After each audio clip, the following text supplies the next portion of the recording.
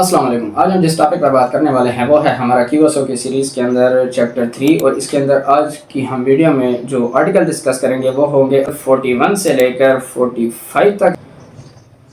تو آرٹیکل 41 جیسے کہ ہم نے اپنی پچھلی ویڈیو کے اندر ڈسکس کیا تھا کہ یہ 37 کا بالکل الٹ ہے، کیونکہ اس میں باتیں کی گئی تھی کہ جو کنفیشن انڈیوسمنٹ تھریٹ یا پرومس سے لیا جائے گا وہ ریلیونٹ نہیں ہوگا، اور اس میں ہم نے کہا تھا کہ 41 اس کی بالکل الٹ ہے. تو 41 کے اندر بتایا گیا ہے کہ جب یہ باتیں ہٹا دی جائے گی تو وہ ویلڈ ہو جائے گا. کہ اس کو ہم پڑھتے ہیں.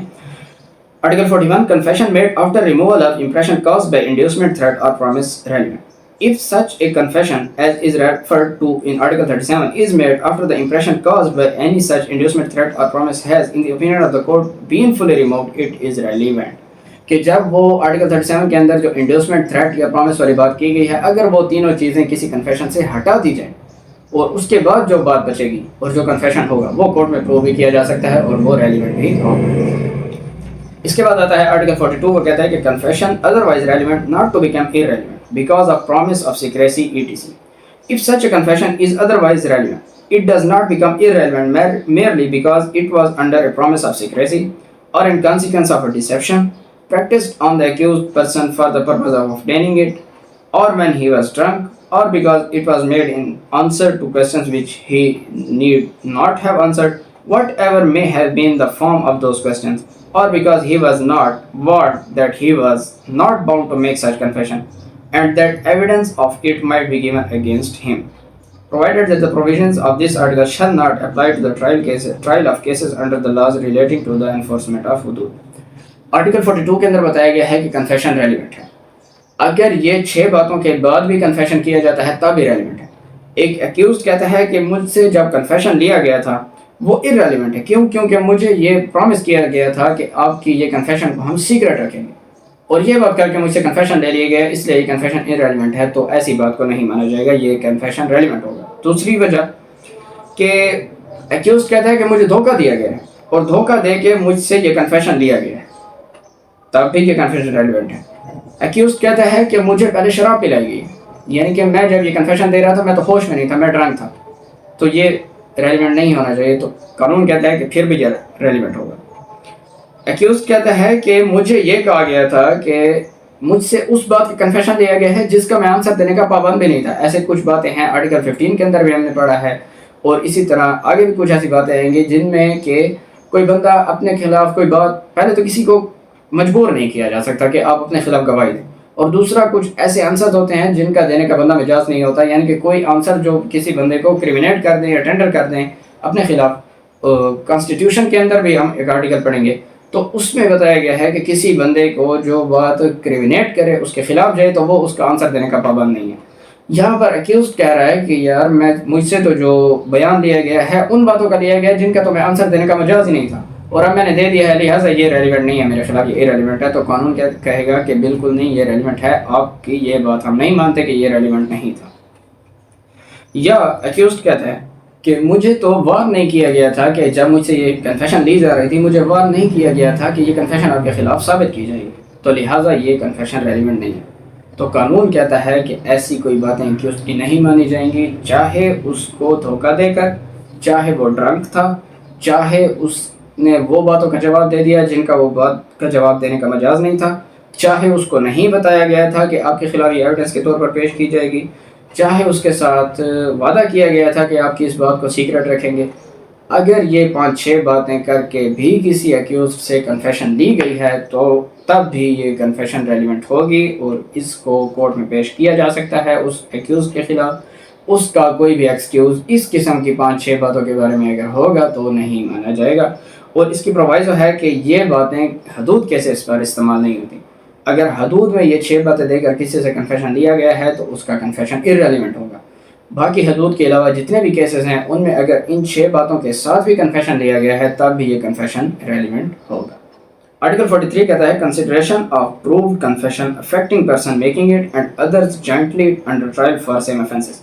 When more persons than one are being tried jointly for the same offence and a confession made by one of such persons is proved, such confession shall be proof against the persons making it, and the court may take into consideration such confession as the circumstantial evidence against such other person.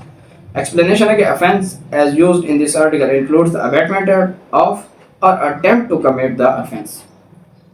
Article 43 کے اندر بتایا گیا ہے کہ جب ایک سے زیادہ accused ہیں اور وہ ایک ہی ٹرائل کے اندر جوائنٹلی چارجڈ ہیں اور ان کے اوپر ایک ہی offense لگا ہوا ہے، اور اگر ان میں سے کوئی ایک بندہ کنفیشن کرتا ہے تو اس کا کنفیشن اس کے خلاف ثابت کیا جائے گا اور دوسروں کے خلاف ایز اے سرکمسٹانشل ایویڈنس پیش کیا جائے گا، کوربوریٹ کیا جا سکتا ہے، باقی ان کے خلاف پروو نہیں کیا جا سکتا۔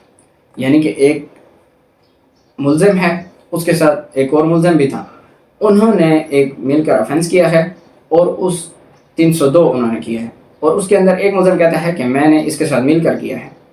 اب یہ اس کے خلاف تو ایز اے کنفیشن پروو کیا جائے گا اور اس کے خلاف ایز اے کوربوریشن پروو کیا جائے گا، لیکن ایز اے کنفیشن پروو نہیں کیا جائے گا۔ اس کو ہم ایگزامپلس کے ساتھ سمجھتے ہیں، اور اس میں افینس کی ایکسپلینیشن دی گئی ہے کہ افینس کے اندر ابیٹمنٹ بھی آئے گی اور کمٹ ٹو افینس بھی آئے گا، یعنی کہ کسی افینس کا کوشش کیا گیا ہے وہ بھی اس کے اندر شامل ہے، اور کسی افینس کی ابیٹمنٹ کی گئی ہے وہ بھی اس کے اندر شامل ہے۔ اس کی illustration A ہے کہ A and B are jointly tried for the murder of C. It is proved that A said B and I murdered C. The court may consider the effect of this confession as against B. A اور B کے خلاف C کے قتل کا مقدمہ چل رہا ہے، اور اس میں A یہ کنفیشن کرتا ہے کہ میں نے اور B نے مل کر C کا قتل کیا۔ یہ A کے خلاف تو ایز اے کنفیشن یوز ہوگا، اور B کے خلاف صرف سرکمسٹانشل ایویڈنس یعنی کہ اس کو کوربوریٹ کرنے کے لیے یوز کیا جا سکتا ہے، باقی اس کے خلاف ایز اے کنفیشن یوز نہیں کیا جا سکتا۔ اس کی illustration بھی ہے کہ A is on his trial for the murder of C. There is evidence to show that C was murdered by A and B both, and that B said A and I murdered C. The statement may not be taken into consideration by the court against A and B is not being jointly tried. A کے خلاف ایک قتل کا مقدمہ چل رہا ہے C کے قتل کا، لیکن صرف A چارج ہے، B چارج نہیں ہے اس میں، اور اس میں ایویڈنس آتی ہے کہ A اور B نے مل کر یہ قتل کیا تھا، اور A بھی کہتا ہے کہ میں نے B کے ساتھ مل کر یہ قتل کیا تھا۔ اب یہ B کے خلاف کنسیڈر نہیں کیا جا سکتا کیونکہ یہ جوائنٹلی چارج نہیں ہے اور سیم افینس نہیں ہے۔ اسی ٹرائل کے اندر اگر B بھی ہوتا اور اس کو بھی سیم افینس کے اندر چارج کیا گیا ہوتا تو پھر یہ ایک حد تک کنفیشن ہوتا اور B کی حد تک سرکمسٹانشل ایویڈنس ہوتا، لیکن چونکہ ان کا ٹرائل بھی الگ ہے، ان کا افینس سیم ہے 302 ہے لیکن ٹرائل الگ ہے، تو اب اس کو اس کے خلاف کنسیڈر نہیں کیا جا سکتا، کیونکہ جو 43 کی پہلی شرط ہے وہ یہ ہے کہ سیم ٹرائل ہونا چاہیے اور سیم افینس ہونا چاہیے۔ تو یہاں سیم افینس تو ہے لیکن سیم ٹرائل نہیں ہے، تو یہ اس کے خلاف پیش نہیں کیا جا سکتا۔ تو اس کا جو تھیم ہے وہ یہ ہے کہ جب کوئی بندہ کسی کے ساتھ مل کر کسی ٹرائل میں سیم افینس کے بارے میں کنفیشن کرتا ہے اور ساتھ میں کسی اور کو بھی شامل کرتا ہے، ایک ہوتی ہے انکلپیٹری اسٹیٹمنٹ، ایک ہوتی ہے ایکسکلپیٹری اسٹیٹمنٹ۔ تو انکلپیٹری اسٹیٹمنٹ وہ ہوتی ہے جس میں ملزم خود کو بھی شامل کرے، اور ایکسکلپیٹری اسٹیٹمنٹ وہ ہوتی ہے کہ جس میں وہ خود کو شامل نہ کرے اور خود کو باہر رکھے۔